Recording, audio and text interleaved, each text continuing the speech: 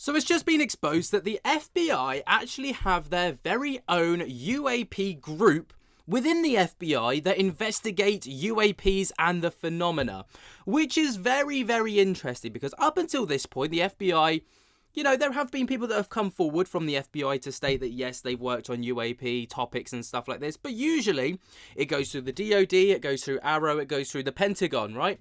But the FBI never really kind of meddled in that kind of stuff. At least that's what we thought, and that's what Congress thought as well, until very recently, as it's just been exposed that there is an FBI UFO unit, officially referred to as the Unidentified Anomalous Phenomena UAP Working Group, and it is a small, previously undisclosed team within the Federal Bureau of Investigations tasked with investigating UAP sightings, right? And we're going to be talking about it today. But this was kind of brought forward by Matt Laszlo, who, of course, you know, runs the Ask a Poll UAP X page and stuff like this. And, you know, he's quite hot on the topic when it comes to stuff like this. And he put out a tweet stating news. The FBI has a small UFO unit. Members of Congress are only just learning this exists. Earlier today, FBI agents asked the new House Oversight Secret Task Force for more money and more power, which is really, really interesting because, well, what the idea is that the FBI are trying to allegedly muscle in, according to Matt Laszlo, on Arrow's funding. And apparently they want a slice of that pie so that they can run the UFO, you know, topic and look into this whole thing a little bit closer. Now, obviously, Ask a Poll from Matt Laszlo is very hot on the topic when it comes to this kind of stuff. And this is the most recent thing that he's put out with regards to this when he asked the FBI about it. Getting ready to go on 10 pool tonight. Oh, nice. Yeah. Cool. Can I nice. And I don't know if you want to do this together. Yeah, tag team. Either way. We're the only reporters on the hill doing this. So I know you can't talk about... We have 6 minutes to be over at Capitol. We can walk with you if you want. That'd be great. Let's get our steps in. Let's just go broad. 30,000 feet. How do you think both went today? There's a lot of weird stuff that happened this week. We have 3 people that right now there's basically. So we hear. And I don't know what that's about. And these would have been briefers. Yes. And my own staffer. So I won't comment about that. Yeah. I want to say this myself. Yeah. We're walking over right now. Was the FBI one classified? Yes. Yeah, totally. So obviously you can't talk about what was said inside. Can you give us what was the nature of why we wanted to have these different than what we previously had? We learned that the FBI does have it's a very small office that's researching this topic. Yeah. And so we reached out to them. They were very open to demonstrating in Congress. And honestly, of all the people that we've talked with, all the meetings we've had, they are the most professional and brought quite a bit to the meeting. So yeah. I was extremely impressed. So you felt like you got more from them in terms of their investigative chops on the topic than you've gotten from Arrow in the past? For the most part. I mean, it's because I think that they're getting caught up. And what was interesting is that the things that they were showing us are different than the videos that I've seen Arrow. Okay, so they have different material. They have different material. Huh. And which begs the question: Are they working together? And I don't know how well they're working together. We don't have an answer to that question. Well, that's so curious. At the end of last year, FBI, DOJ, and Border Patrol testified in front of Homeland Security, and they said, under oath, we have no fucking idea what any of this stuff up and down the East Coast is. Right. And that's where I'm curious if higher ups at DOJ are talking to this office. To me, that's what the FBI is focused on, is like national security.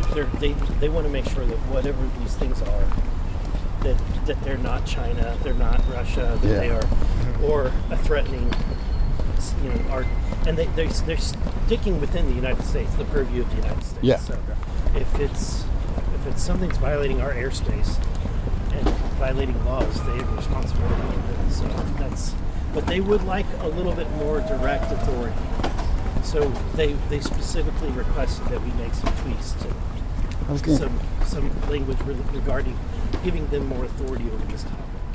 Was that revelatory because you guys have been so focused on the Pentagon, and if they're looking overseas? It was. Yeah. And they showed us a list of the different agencies and what authorities they have. Yeah. And that kind of became clear because Arrow has really only on the list. Arrow only had 2, and the FBI they check all the boxes.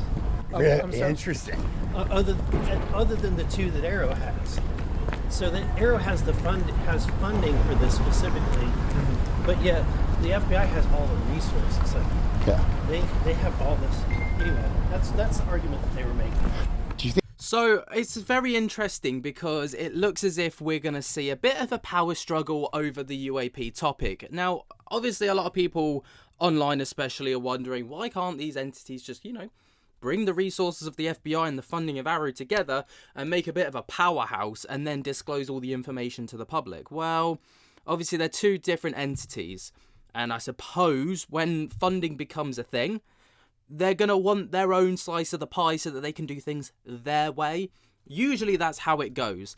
Obviously, there's probably a lot of behind-the-scenes stuff that we don't know about as to why these companies can't come together, or these entities at least can't come together and work together on this. But obviously, we're going to talk about a little bit of the FBI's UAP division to see, what kind of goes on. So, the size and scope of it. So, the UAP working group consists of a national program manager and more than a dozen employees spread across the United States. And these agents focus much of their time on tracking and investigating UAP reports, suggesting a dedicated but relatively small operation within the broader FBI framework. And the authority and role that they carry. So the group operates with joint law enforcement and intelligence authorities, positioning it uniquely to investigate in UAPs, particularly when sightings may involve potential violations of federal law or threats to national security and aviation safety. Now, the FBI's involvement is driven by the need to gather, share, and analyze intelligence to counter security threats, which is quite a common theme when it comes to the UAP topic. That's usually kind of the guise that it's all under. Now, the investigative focus for the FBI's working group investigates sightings that could be impactful unlawful activities or national security risks, such as unauthorized drones or objects in restricted airspace. Agents interview witnesses, collect open source intelligence, and supplement reports with classified information to better understand these phenomena. Now, the group has worked with external organizations like Americans for Safe Aerospace, or ASA for short, led by the former Navy pilot Ryan Graves, for over a year. ASA provides credible UAP reports from trained observers like pilots and veterans, which the FBI uses to enhance its investigations. There are also speculation around coordination with the Pentagon's All-Domain Anomaly Resolution Office, otherwise known as ARROW, though it's unclear if the 2 entities directly collaborate. And based off of the report from Askapol and Matt Laszlo, it looks as if there's a bit of conflict between them as opposed to them working together, because they want to get the funding, because the FBI feels as if they've got all the resources in place, they just need the funding to be able to expand this. Which is typically the case. Now, there's also evidence and briefings as well. So in May of 2025, the FBI UAP team reportedly briefed members of the House Oversight Committee Task Force, including Representatives Anna Paulina Luna and Eric Burleson. During these briefings, agents presented new UAP videos not previously shown by Arrow, and some team members claim to have personally seen UAPs. The briefings were described as highly informative, with Representative Luna calling it the best briefing she had ever received. And the FBI also requested additional funding and authority to expand its UAP investigations. So it's obviously very interesting, because imagine being part of Congress, suddenly finding out that the FBI has a division for UAPs, and then they're like, right, well, give us some funding. To be fair, if Representative Luna is stating, this is the best briefing I've ever had, you're probably impressing the right kinds of people. Now, this isn't the first time, don't get it twisted, that the FBI has publicly spoken up about UAPs, because there have been FBI agents who have come out in the past, not specifically directly related to this FBI UAP task force, but they've come out about it. So one person who's very notable is, I'm going to butcher the name and I do apologize, John DeSouza. I apologize for getting if I've got that wrong, and he's a retired FBI special agent, right? Now, John is a retired special FBI agent who served for 25 years and has been one of the most prominent former agents to speak publicly about UAPs. And he claims to have worked on high-level X-Files-like cases involving the paranormal and extraterrestrial phenomena during his tenure.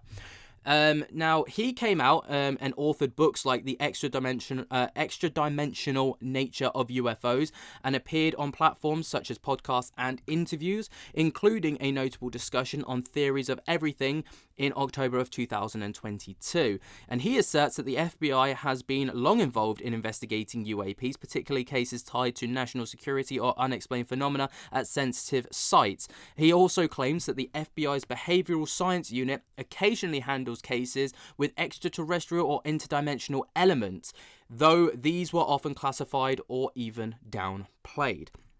Now, he alleges that the FBI possesses significant data on UAPs, including evidence of non-human intelligence, but suppresses it due to institutional secrecy. And these claims are controversial as they lack the corroborating evidence from the official FBI records, and the skeptics of this topic argue that they may reflect personal beliefs rather than verified facts. So that's obviously, a little bit of history, but there is also historical FBI involvement in some UAP cases. So declassified FBI documents from the 1940s to the 1960s, available at the vault.fbi.gov website, show agents investigated UFO sightings under Project Blue Book, often at the request of the US Air Force. While these reports were eventually made public, individual agents rarely spoke openly during their active service. Instead, memos from Director J. Edgar Hoover and other officials outlined the FBI's role, focusing on sightings near military installations and potential hoaxes. So, obviously, the FBI has had significant involvement in the UAP topic in the past, and most likely will continue to, especially with them pushing to try and get more funding like Arrow's, or potentially try and hijack Arrow's funding. I think the ideal situation is obviously that both entities, either work parallel to one another, they collaborate with each other, or they merge into one greater unit. I think that would be great, but I don't know if that's even possible. Let me know what you guys think down in the comments below. While you're down there, jump to get the hell out of that like button and subscribe. And until next time, I'll speak to you later. Peace.